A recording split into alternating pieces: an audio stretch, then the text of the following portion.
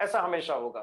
किसी भी fully flexible container में inner pressure is equal to always outer pressure.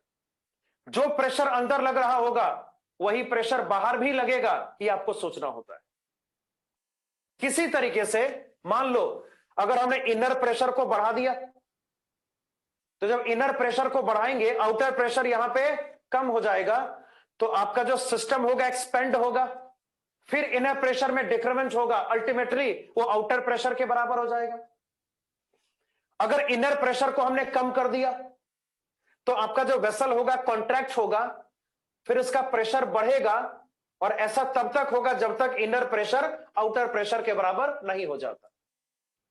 अगर बाहरी प्रेशर को बढ़ा देंगे, बोल क्या होगा, लिख के बोल, अब तुम बताओ। अगर बाहर के प्रेशर को बढ़ा दिया जाए किसी तरीके से तो फौरी तौर पे क्या होगा, लिख के बोल। अगर आउटर प्रेशर को बढ़ाएंगे तो तुरंत क्या होगा, लिख के बता, कॉन्ट्रैक्शन होगा, बिल्कुल। अगर बाहरी प्रेशर बढ़ा दिया, अंदर का प्रेशर कम हो गया फिर ना, तो वेसल आपका कॉन्ट्रैक्ट होगा, अंदर का प्रेशर बढ़ेगा, अल्टीमेटली वो आउटर प्रेशर के इक्वल हो जाएगा। ऐसे आपको सोचना होता है। अगर आउटर प्रेशर को कम करेंगे तो ये एक्सपेंड होगा ना, ये क्या होगा, एक्सपेंड होगा। ऐसे हमने सोचना होता है। मतलब श्योर है inner pressure equals to outer pressure. ये फुली फ्लेक्सिबल कंटेनर का मामला है। अच्छा, what about partially flexible container? अगर बात करेंगे पार्शियली फ्लेक्सिबल कंटेनर्स की, चलिए अगर बात करेंगे पार्शियली फ्लेक्सिबल कंटेनर्स की, what about partially flexible containers? जैसे जब गाड़ी का टायर होता है ना, गाड़ी का जो टायर है वो पार्शियली फ्लेक्सिबल होता है, मतलब ऐसा inner pressure can be different than outer pressure. अरे होगा ना ऐसा, गाड़ी का जो टायर का प्रेशर है वो तो आउटर प्रेशर के रिस्पेक्ट में काफी ज्यादा होता है, कई गुना ज्यादा होता है ना। तो ऐसे ऐसे कंटेनर्स में एक रेजिस्टेंस होता है, inner pressure can be different than outer pressure, इस केस में ऐसा होता है। तो अगर मैटर फुली फ्लेक्सिबल कंटेनर का है तो याद रखिए inner pressure is equal to outer pressure. अगर मैटर पार्शियली फ्लेक्सिबल कंटेनर का है तो जो इनर प्रेशर होगा, जो आउटर प्रेशर होगा, वो अलग अलग हो सकता है या सेम भी हो सकता है, इसमें कोई रिस्ट्रिक्शन नहीं है, राइट। और याद रखिए अगर कुछ ना बोला जाए, सीधे बैलून का जिक्र है, चाहे किसी एयर बबल का जिक्र है ना, उसको हमेशा फुली फ्लेक्सिबल मान के सॉल्व करते हैं ना। अगर मान लीजिए कहीं पे एयर बबल का जिक्र आ गया या बैलून का जिक्र आ गया, तो अगर कुछ ना कहा गया है तो आपका जो सिस्टम होगा ना उसको मानेंगे फुली फ्लेक्सिबल, ऐसे मान के हमें न्यूमेरिकल सॉल्व करना होगा। अब इस क्वेश्चन नंबर 3 की बारी है, चलो इसको स्टार्ट करते हैं। How to solve question number 3। ये सब नोट्स में है तो इसको यहां कॉपी करने की कोई रिक्वायरमेंट नहीं है, आप क्वेश्चन को जरूर कॉपी करना। पहले देखो क्वेश्चन सॉल्व कैसे करेंगे, ये काफी अच्छा सवाल है, काफी बढ़िया क्वेश्चन है ये। अब इसको सॉल्व कैसे करेंगे उसको आराम से देखो, फिर नोट करना, ठीक है ना। चलिए, a spherical glass bulb of radius 1 meter contains a concentric rubber balloon that contains some N2 gas and the remaining space in the flask contains 50 gram H2. In the given conditions, radius of rubber balloon was found to be 40 centimeter. Now the seal of glass bulb was opened and 25 gram of H2 gas was further added and resealed. Determine the radius of the rubber balloon. The new conditions assume constant temperature throughout. देख सवाल क्या है, question को समझो, diagram इसका draw करके दिया ही हुआ है। ये पहला कंडीशन है, पहले डायग्राम ड्रॉ करते हैं फिर बात करते हैं। ये आउटर रिजिड वेसल, ये बाहर का वेसल है जो कि रिजिड है, ग्लास बल्ब है तो रिजिड होगा। और यहां पर कंसेंट्रिक इनर वेसल है जो कि एक बैलून है और ये फ्लेक्सिबल होगा। ये कैसा होगा, फ्लेक्सिबल होगा। दोनों का सेंटर सेम है, ऐसा क्वेश्चन का कहना है कि दोनों वेसल कंसेंट्रिक है, सेंटर दोनों वेसल का बिल्कुल सेम है, ऐसा क्वेश्चन का साफ साफ कहना है। पहले कंडीशन में क्वेश्चन का यह कहना है कि भैया जो बाहर का स्पेस है ना उसमें प्रेजेंट है 50 ग्राम ऑफ हाइड्रोजन, उसमें प्रेजेंट है 50 ग्राम ऑफ हाइड्रोजन गैसियस। अंदर यहां पे प्रेजेंट है नाइट्रोजन, ऐसा क्वेश्चन में मेंशन्ड है। और क्वेश्चन का साफ कहना है, क्वेश्चन कह रहा है कि भाई ये जो डिस्टेंस है ना, ये 1 मीटर है। जो आउटर वेसल का रेडियस है ना, ये 1 मीटर मतलब 100 सेंटीमीटर। कितना बोल? 100 सेंटीमीटर। उसमें इनर वेसल का रेडियस है 40 सेंटीमीटर। तो आउटर वेसल का क्या होगा बोल? 60 सेंटीमीटर ना। Total distance, total radius 100 centimetre है। इनर वेसल में ये 40, ये मतलब ये डिस्टेंस 40 सेंटीमीटर है। ये डिस्टेंस क्या होगा? 60 सेंटीमीटर होगा। ऐसा कुछ है। मान लो नाइट्रोजन का प्रेशर कैपिटल पी। हाँ जी, तो pressure of nitrogen equals to capital P. ऐसा क्वेश्चन में है। इनिशियली ऐसा हो रहा है। उसके बाद क्या? सेम डायग्राम को रीड्रॉ करने की बात है। हाँ भाई, सेम डायग्राम को इस केस में रीड्रॉ करने की बात है। चलो ऐसे रीड्रॉ कर लेते है ना। और क्या? कंसेंट्रिक,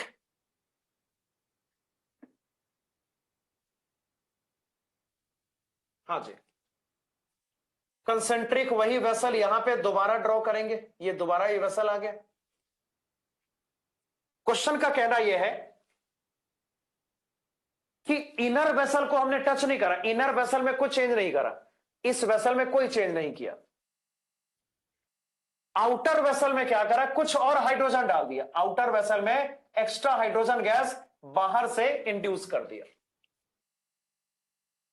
25 ग्राम एक्स्ट्रा हाइड्रोजन गैस बाहर से इंड्यूस कर दिया। तो इसका मतलब यहां पर क्या होगा? अब जो गैस का हाइड्रोजन गैस का टोटल मास होगा वो 75 ग्राम हो जाएगा। तो इस वाले केस में हाइड्रोजन गैस का मास अब 72 ग्राम हो गया। ऑब्वियस सी बात है, जब हाइड्रोजन गैस का मास बाहर ज्यादा है, यानी आउटर प्रेशर यहां पे बढ़ा, तो ये आपका सिस्टम कॉन्ट्रैक्ट होगा। सिस्टम यहां पर क्या होगा बोल? कॉन्ट्रैक्ट हो जाएगा। और उसके बाद क्या होगा बोल? जैसे अगर वही सब बात, रेडियस इनर वेसल का कैलकुलेट करना है। रबर बैलून का रेडियस न्यू कंडीशंस में कैलकुलेट करना है। ये डिस्टेंस क्या लेंगे? सपोज कर x सेंटीमीटर। दिख रहा सबको? तो यहां से यहां का डिस्टेंस इस बार क्या होगा? 100 माइनस एक्स, कंजस्टेड हो रहा है, 100 माइनस एक्स सेंटीमीटर। दिख रहा सबको? तो x आपको किसी तरीके से कैलकुलेट करना है। और मतलब इस वाले कंडीशन में अगर इनर प्रेशर यहां पे P डैश है तो आउटर भी P डैश होगा, क्योंकि अंदर आपका रबर का वेसल है। अंदर आपका रबर वेसल रखा हुआ है। अंदर रबर वेसल रखा हुआ है। और एक मिनट रुक जा भाई, पहले एक मिनट रुक जाओ, फिर देखते हैं क्या आंसर आता है।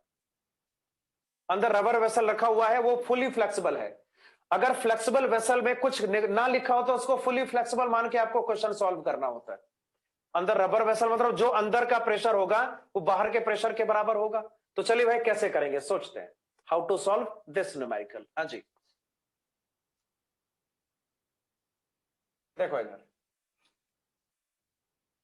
सबसे पहले हाइड्रोजन के बारे में सोचो। एक बात तो यहां पे स्पष्ट है ना कि जो आपका हाइड्रोजन का प्रेशर होगा वो नाइट्रोजन के प्रेशर के बराबर होगा। It's a flexible vessel. Inner vessel यहां पे फ्लेक्सिबल है ना, तो hydrogen pressure equals to nitrogen pressure. इसमें कोई शक की बात नहीं। लेकिन सबसे पहले वॉल्यूम्स आपको कैलकुलेट करने पड़ेगा। नाइट्रोजन का वॉल्यूम क्या होगा? सोच, अगर आपको वी नाइट्रोजन कैलकुलेट करना है, वी नाइट्रोजन क्या होगा बोल? वी नाइट्रोजन कैलकुलेट करने के लिए क्या करना पड़ेगा? इस इनर वेसल का वॉल्यूम निकालना पड़ेगा, जो कि होगा 4/3 इंटू पाई इंटू 40 का क्यूब ना। इतना क्यूबिक सेंटीमीटर नाइट्रोजन गैस का वॉल्यूम है। क्या यहां पर हाइड्रोजन गैस का वॉल्यूम कैलकुलेट करना पॉसिबल होगा? बड़ी आसानी से ना। ये जो बड़ा वेसल है उसमें से अगर छोटे वेसल के वॉल्यूम को माइनस करेंगे, ऑब्वियस सी बात है फिर हाइड्रोजन गैस का वॉल्यूम कैलकुलेट करना पॉसिबल हो जाएगा। देख इधर, बाहर वाला वेसल क्या? 4/3 इंटू पाई। बाहरी वेसल का रेडियस 100 सेंटीमीटर है ना, तो 100 का क्यूब करना पड़ेगा माइनस इनर वेसल का मामला क्या बोल? 4/3 इंटू पाई इंटू 40 की पावर 3 करना पड़ेगा। यहां से 4/3 इंटू पाई कर दो कॉमन, क्या रिजल्ट आएगा? 100 का क्यूब माइनस यहां पर क्या बोल 40 का क्यूब, ऐसा कुछ होगा। तो भाई हाइड्रोजन का जो वॉल्यूम इस केस में है वो है कितना बोल, तो मतलब ये हाइड्रोजन का। एक बात यहां पे स्पष्ट है ना कि जो आपका यहां पे पी नाइट्रोजन होगा इज इक्वल टू क्या होगा, पी हाइड्रोजन। अरे समझ में आ रहा है? इधर इधर देख, P nitrogen equals to P hydrogen. हाँ भैया, पी नाइट्रोजन क्या होगा, पी हाइड्रोजन के बराबर होगा, इसमें कोई शक नहीं। अब थोड़ा सा यहां पे शॉर्टकट यूज करते देख। हाँ जी बता, पी क्या होगा, एनआरटी अपॉन वी ना। तो क्या लेंगे, N nitrogen into R into T upon volume कितना बोल, ये वाला वॉल्यूम 4/3 इंटू पाई इंटू 40 का क्यूब इज इक्वल टू, हाँ जी। पी हाइड्रोजन क्या होगा, हाइड्रोजन का मास 50 ग्राम है, इसका मोलर मास 2 होता है ना। तो हाइड्रोजन का मोल्स यहां पर क्या 25 into R T upon hydrogen का वॉल्यूम 4/3 इंटू पाई, ब्रैकेट में हो जाएगा 100 का क्यूब माइनस 40 का क्यूब, ऐसा हो गया। हाँ भाई, आरटी से आरटी कैंसल आउट हो जाएगा, 4/3 पाई से 4/3 पाई कैंसल होगा। हाँ भाई निकाल, कोई नाइट्रोजन का मोल्स निकालो। चलो भाई आराम से नाइट्रोजन का मोल्स कैलकुलेट करो, बताओ क्या आ रहा है, नाइट्रोजन का मोल्स कितना आएगा।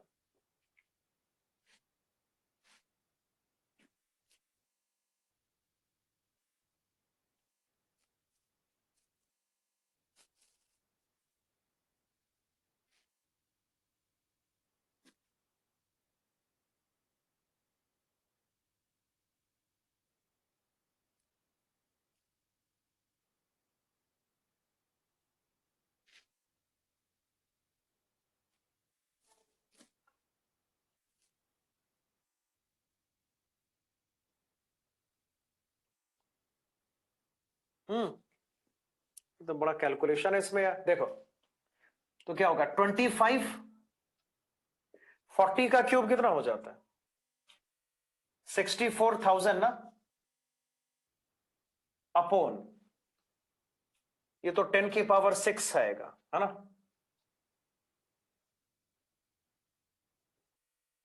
छह जीरो होगा ना इस पे, हाँ, माइनस 64,000। तो बड़ा खतरनाक सा कैलकुलेशन है। निकाल इसकी वैल्यू निकाल भाई, कैलकुलेटर यूज कर लें, बता बता किसकी कितनी वैल्यू आएगी। 25 इंटू 64,000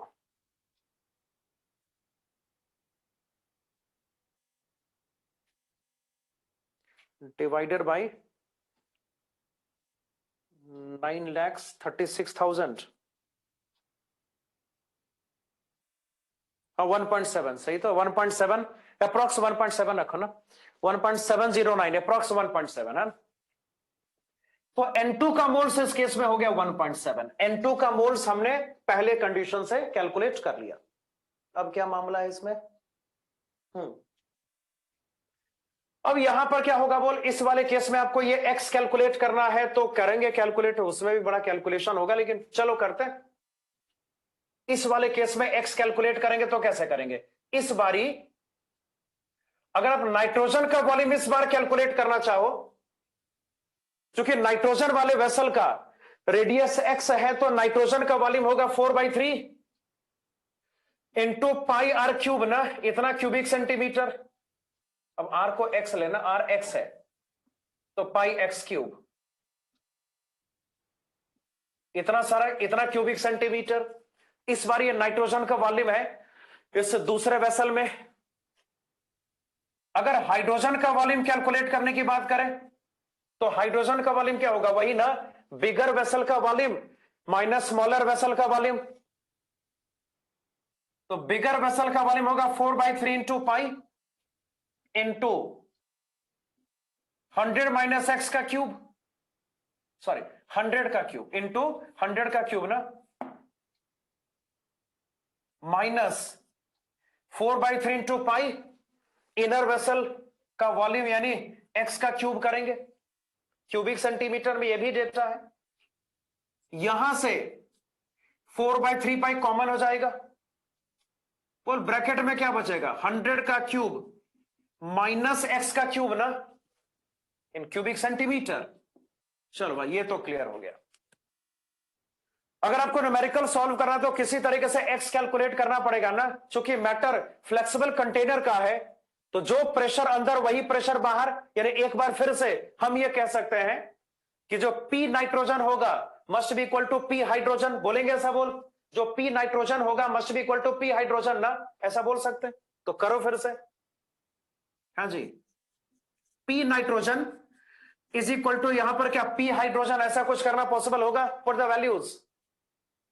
देख भैया नाइट्रोजन का मोल चेंज नहीं हुआ ना, नाइट्रोजन जितना पहले उतना बाद में भी था, इस वेसल के साथ हमने कोई छेड़छाड़ नहीं करा ना, इसमें जो नाइट्रोजन पहले था वही नाइट्रोजन बाद में भी है, और नाइट्रोजन का मोल इसमें 1.7 है, तो P क्या nRT अपॉन V ना, तो N नाइट्रोजन को लिखेंगे 1.7 into RT upon volume, volume को यहां पे साफ लिखा जा सकता है 4/3 इंटू पाई इंटू एक्स का क्यूब ना, this is equal to P hydrogen कितना बोल, आपका पी हाइड्रोजन यहां पर हो जाएगा, सिंपल है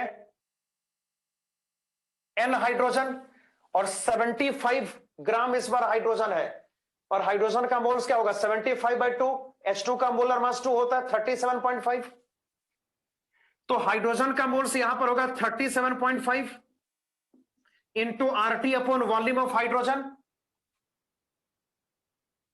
4/3 इंटू पाई, 100 का क्यूब माइनस एक्स का क्यूब ना, सिंपल 4/3 पाई से 4/3 पाई कैंसल आउट हो गया, और बता RT से RT कैंसल हो गया, तो भी कैलकुलेशन से छुटकारा तो मिलेगा नहीं, मिलेगा क्या, नहीं, 1000 क्यूब माइनस एक्स का क्यूब अपॉन एक्स का क्यूब है ना, is equal to 37.5 divided by 1.7, भैया यहां से एक्स निकालना है, यहां से तुम्हें एक्स कैलकुलेट करना पड़ेगा, तो निकाल लेना खुद से भैया, यहां थोड़ी हो पाएगा, सेंटीमीटर में आंसर आएगा। वैसे क्वेश्चन है बड़ा बेहतरीन क्वेश्चन है, इसमें करना क्या था भाई, समझ में आ रहा सबको, इसमें करना क्या था, चूंकि मामला फ्लेक्सिबल कंटेनर से रिलेटेड है, तो जो इनर प्रेशर होगा must be equal to outer pressure. देखो दोबारा इसको, इनर वेसल यहां पे जो है वो फ्लेक्सिबल है, आउटर वेसल चूंकि ग्लास का वेसल है, तो ये कैसा बोल, ये क्या होगा भाई, रिजिड। ये नाइट्रोजन का वॉल्यूम हो जाएगा, ये हाइड्रोजन का वॉल्यूम हो जाएगा, इनर प्रेशर आउटर प्रेशर आपस में बराबर है, तो ऐसा करके नाइट्रोजन का मोल्स हम कैलकुलेट कर लेंगे, वही मोल्स यहां पर भी कैरी होगा, हमने हाइड्रोजन का मोल्स खाली बदला है ना, तो फिर से N2 का मोल्स कैलकुलेट करेंगे, H2 का मोल्स कैलकुलेट करेंगे, X के टर्म्स में ऐसा करेंगे, PN2 PH2 बराबर करेंगे, आइडियल गैस इक्वेशन अप्लाई करके X कैलकुलेट करना पॉसिबल हो जाएगा, ये हो गया सॉल्व। चलो भाई 2 मिनट का टाइम है, तो जल्दी नोट करें इसको, 35.13 20.8, अब इतना डिफरेंट आंसर कैसे हो सकता है, ठीक है भाई होमवर्क है, इसको निकालना खुद से, कैलकुलेटर यूज कर लो। 35 के आसपास आ रहा है सबका क्या आंसर, हाँ 35 लॉजिकल लग रहा है ना, क्योंकि ये पहले 40 है, तो 40 के करीब ही होगा ना, थोड़ा सा, बहुत कम तो नहीं होगा, हाँ 35 के आसपास होगा, सही है 35 के आसपास, एक बार सही से निकाल लेना, फिर इसका आंसर लिख लेना, ओके। चलो फिलहाल इसको नोट करो, जल्दी करो।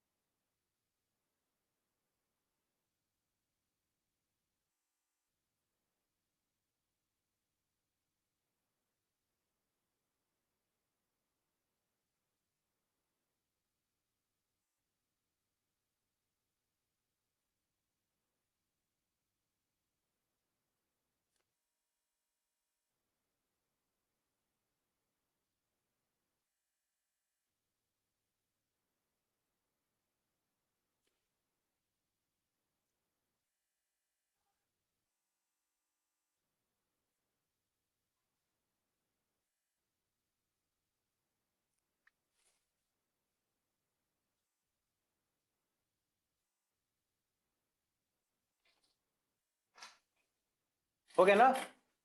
अब चलो नेक्स्ट लॉ शुरू करेंगे, that is Dalton's law partial pressure, है ना। डाल्टन्स लॉ पार्शियल प्रेशर आपका नेक्स्ट वाला लॉ होगा, मेरे ख्याल से बहुतों को आता भी होगा, है ना। तो चलो शुरू करते हैं। हेडिंग दो, मतलब आपको कुछ नहीं देना है हेडिंग, अब नोट्स सामने रखो, डाल्टन्स लॉ का नोट सामने रखो। ये नोट कर लिया सबने, ये सबका नोट हो गया, इसको मैं मिटा रहा हूं। अब डाल्टन्स लॉ का नोट सब अपने सामने रखिए, और क्या कराया था वो ध्यान से देखिए।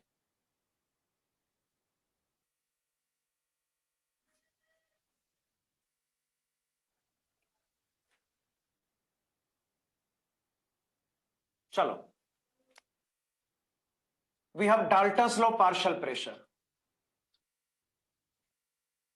Dalton's law of partial pressure. देखो, ये लॉ बेसिकली गैस के मिक्सचर को डील करता है, ये गैस के मिक्सचर का लॉ है, ये गैस के मिक्सचर का लॉ है ना। और मिक्सचर मतलब वैसे गैसेस का कॉम्बिनेशन जिसके बीच को केमिकल रिएक्शन पॉसिबल नहीं होने वाला। ये इंपॉर्टेंट सा लॉ है, लेकिन है बड़ा सिंपल। देखो, मेरे पास ये वेसल है, हाँ भाई, इस लॉ की रिक्वायरमेंट है volume temperature must be constant, volume और टेम्परेचर कांस्टेंट रहने चाहिए। We will have the rigid vessel, हमारे पास एक रिजिड वेसल होगा और इसका टेम्परेचर कांस्टेंट रहेगा, वॉल्यूम भी कांस्टेंट रहेगा। तो वॉल्यूम तो कांस्टेंट, रिजिड है तो वॉल्यूम कांस्टेंट ही होगा। इसमें यहां पे भरा ए गैसियस और बी गैसियस, दो गैस का मिक्सचर यहां पे लिया गया है, ए गैस और बी गैस। इस लॉ का मेन थीम यह है कि अगर गैसेस आइडियल होगा वो एक दूसरे से इंटरैक्ट नहीं करेगा, मतलब ऐसा। इस वेसल में अब जब हमने मिक्सचर यहां पे कंसीडर किया हुआ है, तो जो प्रेशर यहां पर ए एक्सर्ट करेगा उस प्रेशर को पीए से रिप्रेजेंट करेंगे, वो ए का पार्शियल प्रेशर हो गया। वो क्या हो गया बोल, ए का पार्शियल प्रेशर हो गया। जो प्रेशर यहां पे बी एक्सर्ट करेगा उसको पीबी से रिप्रेजेंट करेंगे, पीबी यानी बी का पार्शियल प्रेशर। ये लॉ कहता है कि पार्शियल प्रेशर का सम ही सिस्टम का टोटल प्रेशर होगा। हाँ जी, पार्शियल प्रेशर का सम ही सिस्टम का टोटल प्रेशर होगा। इस लॉ में ऐसा कुछ कहा गया है, इस लॉ में ऐसा कुछ है। मान लो ए का मोल्स यहां पर हो गया Na, बी का मोल्स Nb। अब इस लॉ का मेन थीम क्या है वो समझो।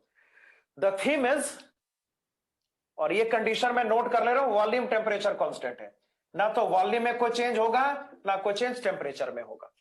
इस लॉ का मेन थीम ये है कि अगर ए यहां पर अकेले भी प्रेजेंट होता, अगर ए अकेले भी यहां पे रहता ना तो उसका प्रेशर पीए ही होता। अगर बी यहां पर अकेले प्रेजेंट होता तो उसका प्रेशर पीबी ही होता। जब वो एक साथ प्रेजेंट है तो ए का प्रेशर है पीए और बी का प्रेशर क्या, पीबी। गैस एक दूसरे से, अगर गैस आइडियल है ना, वो एक दूसरे से इंटरफेयर नहीं करते। अकेले ए जितना प्रेशर यहां पे एक्सर्ट करेगा ना उतना मिक्सचर में भी एक्सर्ट करेगा। यही है main theme of Dalton's law. तो पार्शियल प्रेशर का सम टोटल प्रेशर के बराबर हो जाएगा, ऐसा कुछ है। अब ध्यान से देखो एक चीज और, तो इसका प्रूफ क्या होगा ये भी कर लेते हैं ना। PA plus PB is equal to capital P, ये हुआ कैसे।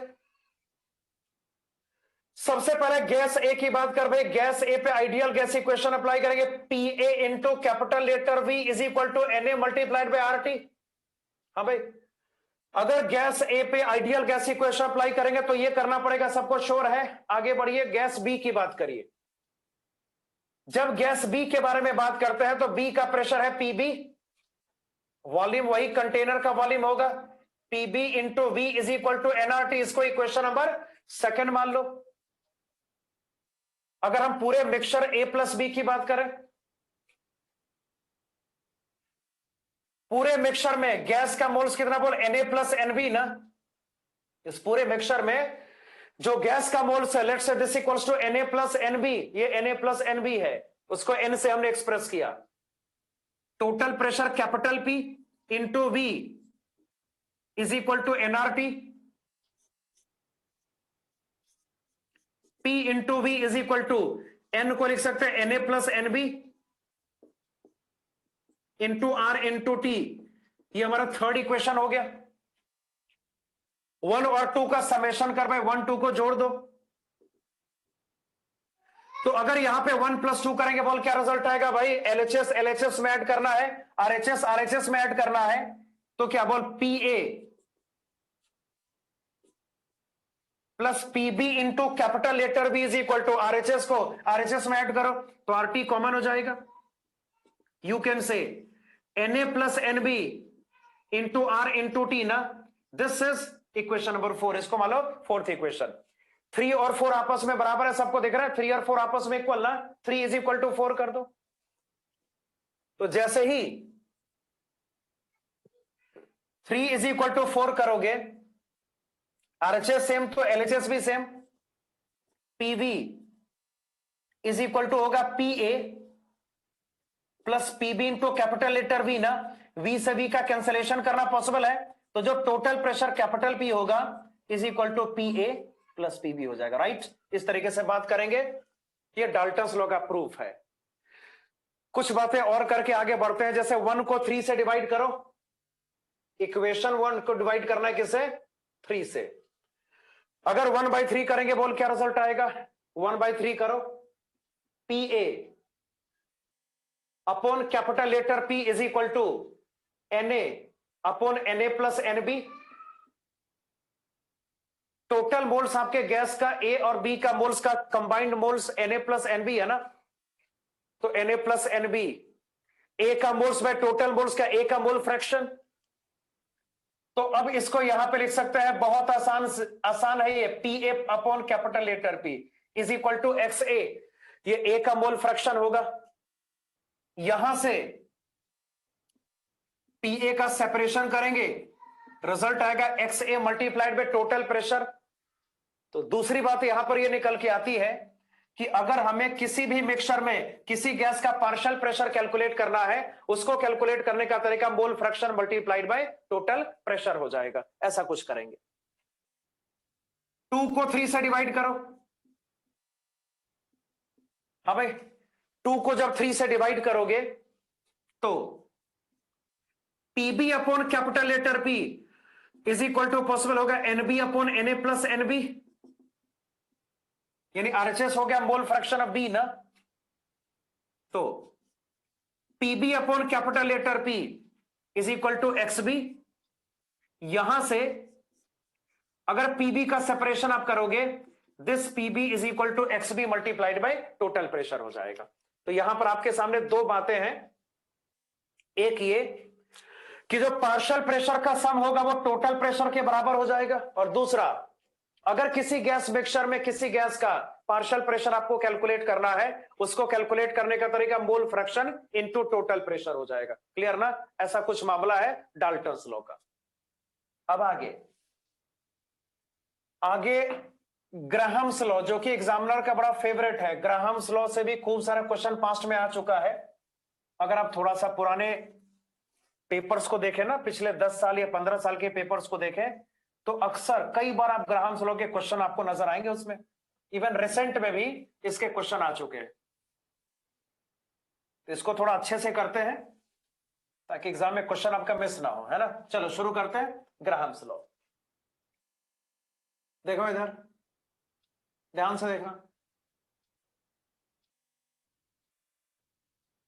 ग्राहम्स लॉ, ठीक है. एक प्रोसेस है जिसको डिफ्यूजन कहा जाता है. सबने इसके बारे में सुना हुआ है, सबके नोट्स में होगा ना. डिफ्यूजन गैस का नेट मूवमेंट है फ्रॉम हाई कंसंट्रेशन या from high pressure to low pressure. वैसे high concentration to low concentration होता है. हाँ भाई, डिफ्यूजन का होगा. डिफ्यूजन का मतलब क्या होगा? High concentration to low concentration gas का मोमेंट. हम उसी को high pressure to low pressure भी कह देते हैं. तो गैस का net moment high pressure to low pressure diffusion कहलाता है. अगर यही इफ्यूजन किसी पिनहोल के थ्रू होगा ना, तो उसको बोलते हैं इफ्यूजन. क्या बोलेंगे इसको? इफ्यूजन बोलेंगे. और Graham's law rate of effusion को डील करने का लॉ है. ये क्या है? रेट ऑफ इफ्यूजन को डील करने का लॉ है. चलो जल्दी से देख लो. ये हमारा वेसल है ऐसा, इसके बीच में एक पार्टीशन ऐसे लगा दिए. सपोज करें पार्टीशन, ये ऐसा कर लेते हैं ना, बड़ा वेसल ड्रॉ करते हैं. ये बीच में पार्टीशन है, ऐसा है. ये रहा. इधर गैस है कुछ नोट मत करना, सब कुछ आपके नोट्स में है। बस यहां देखो, इधर गैस प्रेजेंट है, इधर वैक्यूम है। एक छोटा सा पिन होल यहां पे हम क्रिएट करेंगे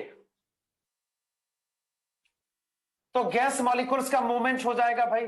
इसको मानो कंटेन, ये कंपार्टमेंट 1 और ये कंपार्टमेंट नंबर 2, इसको मान लो। अब ये सी बात है, ऐसे गैस मॉलिक्यूल्स का मूवमेंट शुरू हो जाएगा 1 से 2 में। इसी प्रोसेस को इफ्यूजन बोलेंगे। क्या बोलेंगे इसको? इफ्यूजन बोलेंगे। The process is called the process of effusion. अब इसके फैक्टर्स क्या क्या हो सकते हैं? अगर रेट ऑफ इफ्यूजन को आर से एक्सप्रेस करेंगे तो पहला फैक्टर यहां पर क्या बोल, पहला फैक्टर इसका प्रेशर होता है। अगर इधर गैस का प्रेशर या गैस का पार्शियल प्रेशर हाई है, अगर इधर गैस का प्रेशर, गैस का पार्शियल प्रेशर हाई है, तो रेट ऑफ इफ्यूजन क्या होगा? ज्यादा। हाँ भाई, रेट ऑफ इफ्यूजन ज्यादा हो जाएगा। अगर गैस का प्रेशर या पार्शियल प्रेशर इस वेसल में लेस है तो रेट ऑफ इफ्यूजन कम हो जाएगा। तो आर प्रैक्टिकली कैपिटल पी के डायरेक्टली प्रोपोर्शनल होता है। कैपिटल लेटर पी कंटेनर 1 में गैस के प्रेशर का रिप्रेजेंटेशन है। दूसरी बात, दूसरा फैक्टर यहां पर होगा पिन होल का एरिया ऑफ क्रॉस सेक्शन। अगर पिन होल यहां पे थोड़ा सा बिगर साइज का हो जाए तो गिवन टाइम में गैस का ज्यादा मोल्स 1 से 2 में शिफ्ट हो सकता है ना, यानी रेट ऑफ इफ्यूजन ज्यादा होगा। अगर पिन होल यहां पे बड़ा छोटा हो जाए, गिवन टाइम में गैस के लेस मोल्स का ही ट्रांसफर 1 से 2 में पॉसिबल है। तो जो area of cross section of pin hole है ना, ये यहां पे मैटर करता है। R is directly proportional to A. उसके बाद R is inversely proportional to root under molar mass and this is also inversely proportional to root under capital letter T, है ना। ये टेम्परेचर के भी, ये रूट टी के भी इनवर्सली प्रोपोर्शनल होता है। ये सब हमने पढ़ा हुआ है ना, याद है? ये सब कुछ याद है? लिख के होता है? ये सब याद है कि सब गायब हो गया? ये सब कुछ याद था? ईमानदारी से बोल लो। नहीं? अगर सबको मर्ज करेंगे, अगर सबको क्या करेंगे? मर्ज करेंगे, तो बोलिए क्या होगा? R is proportional to, sorry, अगर यहां पे सबको मर्ज करेंगे तो R is proportional to TA upon root under capital letter M into capital letter T हो जाएगा। ऐसा कुछ होगा। अगर यहां पे कांस्टेंट अप्लाई करें, R is equal to constant को K से एक्सप्रेस करो, K into PA upon root under capital letter M into capital letter T। K की वैल्यू होती है 1 bye root under 2 pi R। K क्या होता है? 1 upon root under 2 pi R, है ना। तो ये मेन फॉर्मूला है रेट को कैलकुलेट करने का। अगर हमें इससे मतलब होता नहीं है, जैसे कि आपने क्वेश्चन करे, आपको याद होगा ना, इसमें हम कंपैरिजन करते हैं ना, पर हम एग्जैक्ट रेट कभी कैलकुलेट नहीं करते ना, हमें रेट्स का कंपैरिजन करना होता है। याद है? हमें रेट्स का कंपैरिजन करके प्रोसीड करना होता है। तो सारा कुछ करेंगे, पहले तो ये जाने कि रेट ऑफ इफ्यूजन का रियल मतलब क्या है। अब देखो थोड़ा नोट्स में देखो भाई, अब इसको जल्दी करना पड़ेगा। अगर n मोल t टाइम में 1 से 2 में ट्रांसफर होता है तो रेट क्या होगा? n by T. मोल्स और टाइम अगर आपको दिया हुआ है तो रेट n बाई टी से रिप्रेजेंट करते हैं। यूनिट उसका मोल पर यूनिट, मोल पर सेकेंड वगैरह कुछ हो जाएगा। अगर गैस का इफ्यूजन वेलोसिटी आपको मालूम है, डिस्टेंस कवर्ड यहां पर s के बराबर है टाइम टेकन t। इस वेसल में एंट्री के बाद t टाइम में अगर गैस का मॉलिक्यूल s डिस्टेंस को कवर करता है ना, तो रेट ऑफ इफ्यूजन क्या होगा? बोल s बाई टी। जो गैस के मोल्स 1 से 2 में ट्रांसफर होते हैं, अगर उसका वॉल्यूम आपको मालूम है तो R को लिख सकते हैं V बाई टी। और मान लो पहले इस वेसल में गैस का प्रेशर P था, है ना, बाद में प्रेशर क्या हो गया? P minus DP। 0 टाइम पर ऐसा था, है ना, और उसके बाद dt टाइम इंटरवल के बाद ये प्रेशर आ गया, P माइनस DP आ गया। तो ये सबसे कह सकते हैं कि ऑथेंटिक तरीका है रेट ऑफ इफ्यूजन को कैलकुलेट करने का। और ये कॉमन सेंस की बात है ना। सोच, अगर इफ्यूजन का रेट ज्यादा होगा तो गैस का प्रेशर बहुत तेजी से डिक्रीज करेगा। बोल हाँ या ना? अगर गैस का ट्रांसफर रेट वेसल 1 से 2 में बहुत ज्यादा है तो प्रेशर बड़ी तेजी से डिक्रीज करेगा। अगर गैस का ट्रांसफर रेट कम है तो प्रेशर क्या होगा, धीरे से ही डिक्रीज करेगा। प्रेशर क्या होगा, धीरे से ही डिक्रीज करेगा।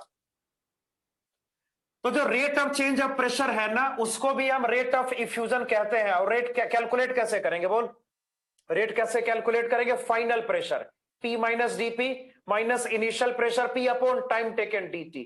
P से P कैंसिल हो गया, दैट मीन्स R यहां पर क्या होगा, minus dP upon dt। R क्या होगा, माइनस dP अपॉन dt होगा। तो जैसा न्यूमेरिकल है वैसे रेट को एक्सप्रेस किया जाता है। अगर सवाल में N और T आपको दे रखा है ना, तो R N बाई T के बराबर होगा। अगर S और T आपको दिया हुआ है, R को S बाई T से एक्सप्रेस करेंगे, वॉल्यूम टाइम, तो ऐसे करना है। प्रेशर का रेट ऑफ चेंज दिया है तो R को ऐसे कैलकुलेट करना है। ये ट्रिक है ग्राहम्स लॉ को डील करने का। बाकी क्वेश्चन हमसे कैसे पूछते हैं, हमें गैस का कंपैरिजन करने को कहा जाता है। जैसे यहां पे गैस 1 मान लो, एक गैस को हम गैस 1 कह देते हैं, दूसरे गैस को यहां पे गैस 2 मान लिया। मतलब गैस 1 का प्रेशर क्या, P1, गैस 2 का प्रेशर P2। जिस एरिया ऑफ क्रॉस सेक्शन से गैस 1 इफ्यूज हो रहा है वो A1 है, और गैस 2 का वही एरिया पिनहोल का A2 है। गैस 1 का मोलर मास M1, गैस 2 का M2। टेम्परेचर यहां पे T1 लेंगे, यहां पे T2।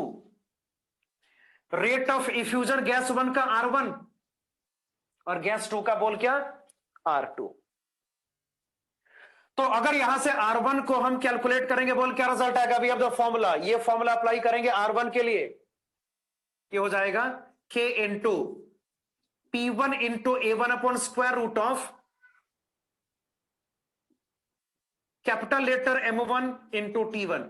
This is equation number 1, इसको हम लोग फर्स्ट इक्वेशन।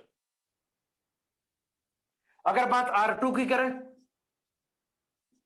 ये क्या, K into this comes out as P2 into A2 upon square root of M2 multiplied by T2। ऐसा कुछ करेंगे, इसको मानो सेकेंड इक्वेशन, डिवाइड करो, एक 1/2 कर दो। अगर 1/2 करेंगे, बोल क्या, R1 upon R2 is equal to square root of M2 into T2 upon M1 into T1 into P1 upon P2 into A1 upon A2, ऐसा कुछ। तो ये रेट ऑफ इफ्यूजन को कंपेयर करने का तरीका होता है, ये आपके सामने है। और वही बात देखिए, अगर दो गैस का प्रेशर सेम होगा तो P1 P2 कैंसिल कर देंगे, है ना। अगर आपका area of cross section pin hole का सेम होगा तो A1 A2 कैंसिल आउट हो जाएगा, इक्वल होने के कारण से।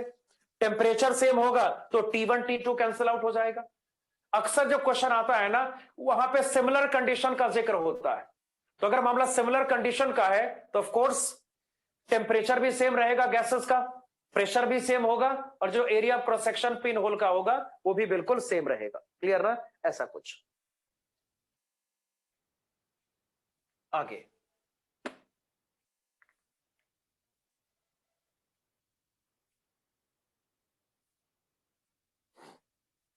ये सब आपके नोट्स में है, कुछ भी नोट नहीं करना है। क्वेश्चन जो करेंगे उसको खाली नोट करना है, बस हम ध्यान से देखते रहो।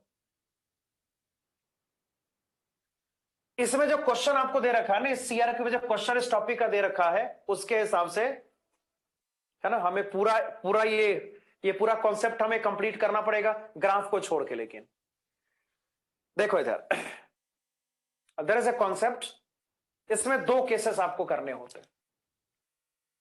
देखिए नोट्स में सारा केस लिखा हुआ है। पहला केस, कई बार ऐसा होता है ना कि जैसे एक वेसल में आपके पास गैस का मिक्सचर होगा, एक वेसल में क्या होगा, बोल, गैस का मिक्सचर होगा। किसी दूसरे वेसल में सिंगल गैस होगा, क्या होगा भाई, किसी और वेसल में सिंगल गैस होगा, और आपको उनके रेट ऑफ इफ्यूजन का कंपैरिजन करना होगा। आपको एवरेज मोलर मास याद है, लिख के बोल, एवरेज मोलर मास याद है किसी को, बता तो। इनफैक्ट लिक्विड सॉल्यूशन में भी एवरेज मोलर मास का क्वेश्चन हमने किया हुआ था, शायद किया था ना भाई। वेंटो फैक्टर को एवरेज मोलर मास से हम कैलकुलेट तो करते ही थे। तो बता मुझे, एवरेज मोलर मास आपको याद है?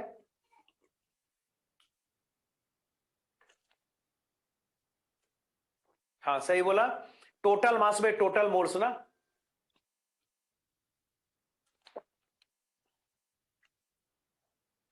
एवरेज मोलर मास क्या, टोटल मास में टोटल मोल्स होता है ना, ये पढ़ा हुआ है।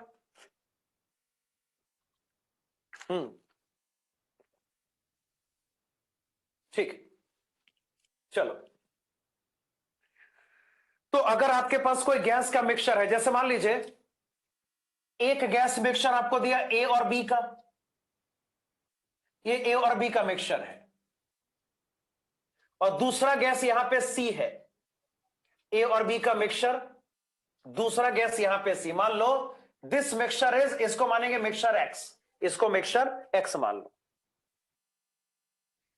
तो जब इनके रेट्स का कंपैरिजन आप करोगे ना, जैसे एक्स का रेट ऑफ इफ्यूजन होगा आर एक्स, और गैस सी का जो रेट ऑफ इफ्यूजन होगा उसको लेंगे आर सी। कॉन्सेप्ट ये है कि अगर मिक्सचर एक्स को आपको डील करना है ना, तो एक्स का जो मोलर मास होगा, एक्स का जो मोलर मास होगा उसका एवरेज मोलर मास होगा। एक मिनट रुक जाओ, इसके इंक खत्म हो गया, मैं इंक भर के आता हूं, बस एक मिनट।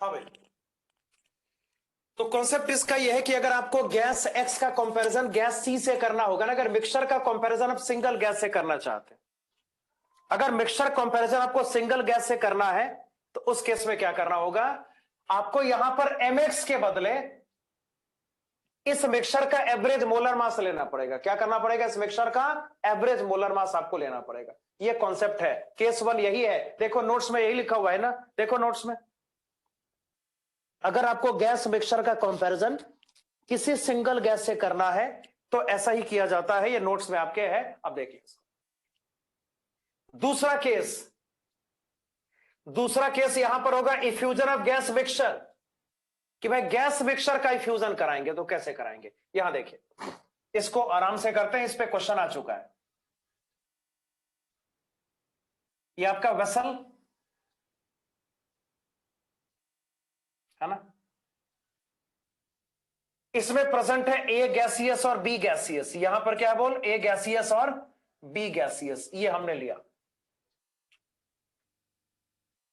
पिनहोल यहां पे क्रिएट करेंगे। इनसाइड द वेसल ए और बी का मोल्स का रेशियो है Na/Nb, ऐसे टैग 1 लगा दिया। कुछ मिक्सचर को इफ्यूज होने दिया, तो जब इफ्यूजन होगा तो ए और बी दोनों का होगा ना भाई, लिख के बोल, इफ्यूजन अगर होगा तो ए और बी दोनों का होगा। तो जो इनिशियली इफ्यूज्ड मिक्सचर है उसमें अगर ए और बी का मोल्स का रेशियो निकाले, इसको Na/Nb कर लो और यहां पे ऐसे टैग 2 लगा दो, है ना। और मैंने माना है कि मैंने ये जो मिक्सचर बाहर कलेक्ट करा ना, वो टी टाइम के बाद किया। कितने टाइम के बाद किया, टी टाइम के बाद किया। मतलब कि ए को बाहर जाने के लिए टी टाइम हमने दिया, वही टाइम बी को भी हमने दिया, ऐसा कुछ। तो जब गैस मिक्सचर का फ्यूजन होता है तो उसको डील करना कैसे पॉसिबल होगा, आप ध्यान से देखिए। पहली बात तो यह है, अगर अपने पास गैस का मिक्सचर है, ध्यान से, अगर अपने पास गैस का मिक्सचर प्रेजेंट है तो क्या टेम्परेचर डिफरेंट होगा ए और बी का, कैसे होगा, लिख के बोल। अगर एक ही मिक्सचर में ए और बी दोनों प्रेजेंट है तो क्या टेम्परेचर सेम होगा, डिफरेंट होगा? तुम्हें क्या लगता है? सेम रहेगा, ए और बी का टेम्परेचर सेम रहेगा। एक ही ऑरिफिस से ए और बी बाहर निकल रहा है, क्या area of cross section orifice का दोनों गैस के लिए सेम होगा, डिफरेंट होगा? लिख के बोल, सेम होगा, डिफरेंट होगा, जल्दी बोल। सेम रहेगा। आगे तो डिफरेंट क्या होगा फिर, देखो डिफरेंट क्या होगा। अगर हम यहां पे रेट ऑफ इफ्यूजन ऑफ ए की बात करें तो क्या करेंगे, इफ्यूज्ड मोल्स बाय टाइम टेकन ना, और इफ्यूज्ड मोल्स यहां पर क्या, Na2 बाहर वाला अपॉन टी। Ra को ऐसा लिख सकते हैं Na2 अपॉन टी।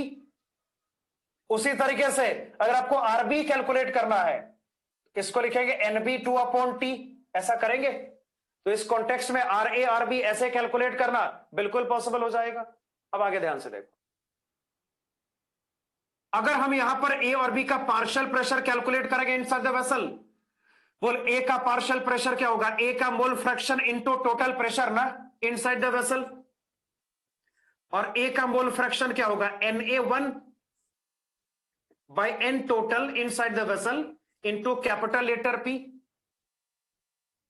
अगर आपने यहां पे पीबी कैलकुलेट करना है according to Dalton's law, PB XB into capital P हो जाएगा, और बी का मोल फ्रैक्शन क्या होगा, number of moles of B, vessel के अंदर वाला तो 1 लगा दिया, upon N total into capital letter P ना।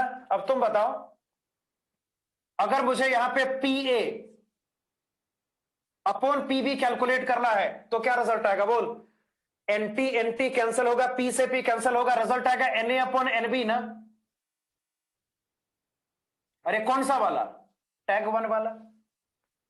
पार्शियल प्रेशर का रेशो इनर मोल्स के रेशो के बराबर होता है, वो हमने यहां पे फिक्स कर लिया। और बता, यहां देख, अगर हमने Ra अपॉन Rb कैलकुलेट करना है तो क्या करेंगे, इस हिसाब से करना है तो इसको सिंपल यहां पे लिखा जा सकता है Na अपॉन Nb ना, टैग यहां पे 2 वाला लगाना पड़ेगा। हमने जो फॉर्मूला पढ़ा था उसको अप्लाई करो, Ra अपॉन Rb, हाँ जी, जो हमने पढ़ा वो क्या था, Ra upon Rb is equal to square root of Mb upon Ma into Pa upon Pb ना। अब बता भाई, वो एरिया वगैरह कहां चला गया, लिख के बोल। एरिया टेम्परेचर सब कहां गायब हो गया, जल्दी बोल, लिख के, टाइम नहीं। एरिया टेम्परेचर कहां गायब हो गया, जल्दी बोल। सब सेम था, सब कैंसिल हो गया, सब कैंसिल हो गया ना। हाँ, और इसको फाइनल टच आपको देना है तो क्या देंगे, बोल। इसके बदले ये लिख सकते हैं ना, ये होगा Na upon Nb tag 2 is equal to square root of Mb upon Ma, whatever P upon Pb, उसको यहां से लो तो ये होगा Na अपॉन Nb टैग 1। मतलब ऐसा, ये बड़ा इंपॉर्टेंट सा इक्वेशन है। रेट ऑफ इफ्यूजन को इफ्यूज मिक्सचर में जो मोल्स का रेशो होगा ऐसे लिखा जा सकता है ना, जो पार्शियल प्रेशर का रेशो होगा उसको इनर मोल्स के रेशो के बराबर लिखा जा सकता है, तो एक्सप्रेशन ऐसा भी लिखा जाना पॉसिबल है। अगर किसी मिक्सचर की बात करेंगे, अगर मिक्सचर को आपको इफ्यूज करना है तो ये कॉन्सेप्ट, ये फॉर्मूला अप्लाई आराम से किया जा सकता है। चलिए केस 2 हो गया, अब आ जाए क्वेश्चन पे, जरा निकालो CRQ। ये सब नोट्स में है, एक बार पढ़ लीजिएगा अच्छे से तो सब अपने आप क्लियर हो जाएगा।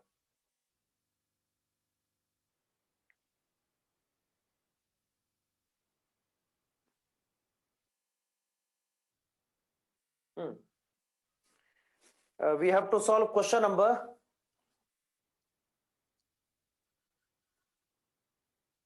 4. चलो, I'm discussing question number 4. How to solve? A partially decomposed PCl5 gaseous along with its dissociation product is subjected to diffusion study, and the gases coming out initially collected in another flask. the rate of effusion of collected gaseous mixture was found to be 0.45 times of collected gaseous 0.45 times the rate of effusion of pure oxygen gas. Determine the degree of dissociation of PCl5 gaseous in the original sample. Assume no chemical reaction occurs in the collected gaseous mixture. देख भाई, PCl5 का decomposition करा दिया, partial decomposition कराया ताकि अपने पास gas का एक मिक्सचर आ जाए, ऐसा कराया। मैं बताता हूं, यहां देख सारे, PCl5 गैस का डिकम्पोजिशन पार्शियल किया गया है और आपको इसका अल्फा कैलकुलेट करना है। तो PCl5 gaseous converts into PCl3, gaseous plus Cl2 gaseous होता है, ये आपको याद होगा। अब एक काम करो, रुक जा, ऐसे करते हैं इसको 1 मोल से स्टार्ट करें, ये 0 होगा, ये 0 मतलब डिग्री ऑफ डिसोसिएशन इसका अल्फा। याद कर भाई, n में से n अल्फा माइनस होता है ना, तो 1 में से माइनस होगा अल्फा, सबको याद है।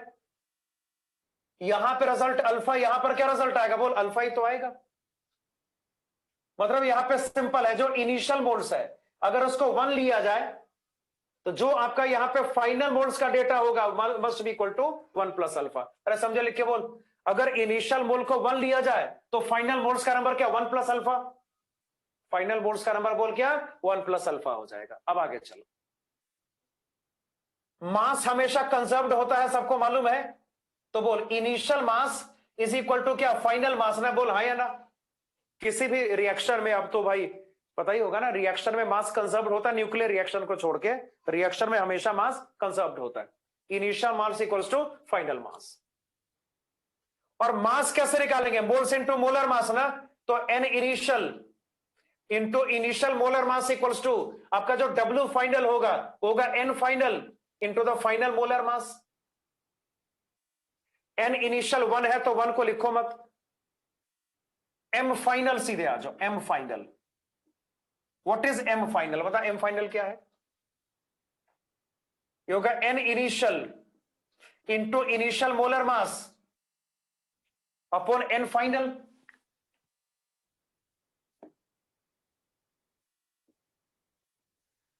एन इनिशियल 1 है तो 1 को लिखेंगे नहीं।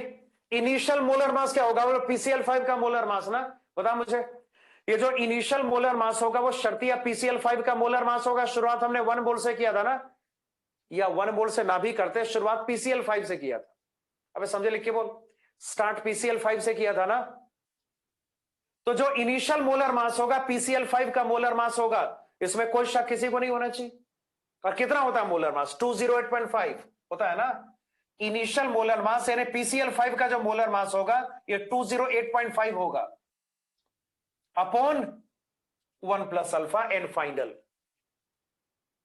और ये फाइनल मोलर मास मैंने निकाला क्यों, इसलिए निकाला है क्योंकि देख, जो मिक्सचर यहां पे लास्ट में बन रहा है ना, उस मिक्सचर का रेट ऑफ इफ्यूजन का कंपैरिजन ऑक्सीजन गैस के साथ करना है। क्वेश्चन समझे थे, लिख के होता, अरे क्वेश्चन आया था समझ में।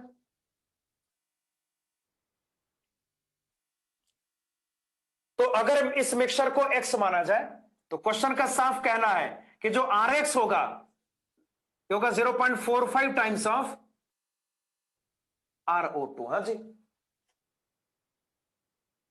यही तो कह रहा है, 0.45 टाइम्स ऑफ RO2, ये इस मिक्सचर का रेट ऑफ इफ्यूजन है। दिस इंप्लाइज दैट, अब देख इधर, जो M फाइनल है इसको mx मान ले, मिक्सचर का मोलर मास mx तो हो गई। We have Rx upon RO2 is equal to क्या, स्क्वायर रूट ऑफ O2 का मोलर मास अपॉन x का मोलर मास ना। ध्यान रहे, जब कुछ ना बोला जाए ना तो सिमिलर कंडीशन माना जाता है। तो सिमिलर कंडीशन है, ये हमने पहले से जूम कर रखा है कि रिजल्ट आएगा। अब इसको सॉल्व करें, Rx अपॉन RO2 क्या, बोल जल्दी, 0.45 is equal to root under O2 का मोलर मास 32 अपॉन mx। आपको यहां से mx कैलकुलेट करना है, ऑब्वियस सी बात है, स्क्वायर रूट करना पड़ेगा ना। करो सर, बताओ क्या रिजल्ट आ रहा है। What the molar mass of x, दोनों साथ स्क्वायर करेंगे, रूट कट जाएगा, तो ये आएगा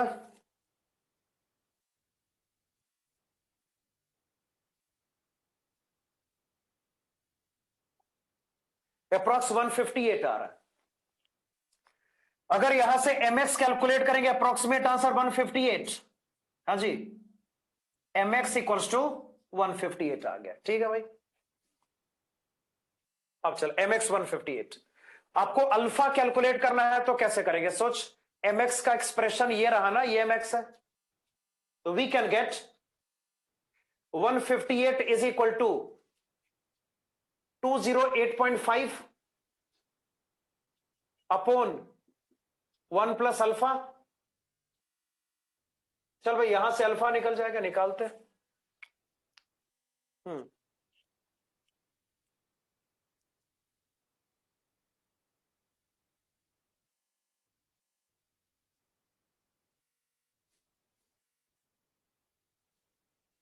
यार 1.32 यानी 0.32 आएगा अल्फा की वैल्यू, अप्रोक्सीमेट आंसर अल्फा 0.32 आएगा, हो गया सॉल्व। ऐसे कुछ करेंगे। अरे समझे, लिख के बोल सारे, समझे क्या किया मैंने, दोबारा समझा दे रहा हूं। यहां देख, जो फाइनल मिक्सचर यहां पे डेवलप हुआ है ना, ध्यान से देख, अभी यहां देखो, जो फाइनल मिक्सचर यहां पे डेवलप हुआ है उसका हमने एवरेज मोलर मास कैलकुलेट करा, मास को कंजर्व करके।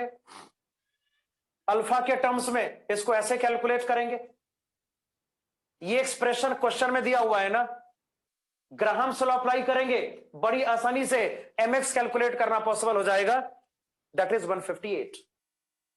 फिर इसको यहां पे पुट करो, अल्फा कैलकुलेट करना पॉसिबल हो जाएगा। ये क्वेश्चन नंबर 4 का सॉल्यूशन है। चलो लगे हाथों क्वेश्चन नंबर 8 भी कर ही लेते हैं। 8th क्वेश्चन ये भी हमने पहले किया हुआ है, लेकिन ये चूंकि आईआईटी एडवांस का क्वेश्चन है ना, आईआईटी वाले क्वेश्चन यहां पे ऐसे डाले गए हैं। जैसे क्वेश्चन नंबर 8 आईआईटी का क्वेश्चन है, 6 आईआईटी का क्वेश्चन है, 1 भी पूछा गया आईआईटी में, इतना तो आईआईटी का। तो 8 कैसे करेंगे? The diffusion coefficient of an ideal gas is proportional to its mean free path and mean speed. The absolute temperature of an ideal gas is increased 4 times and its pressure is increased 2 times. As a result, the diffusion coefficient of this gas increases x times. The value of x is. ये 2016 का question advance का। देखो, diffusion coefficient को यहां पे मानेंगे suppose कर phi,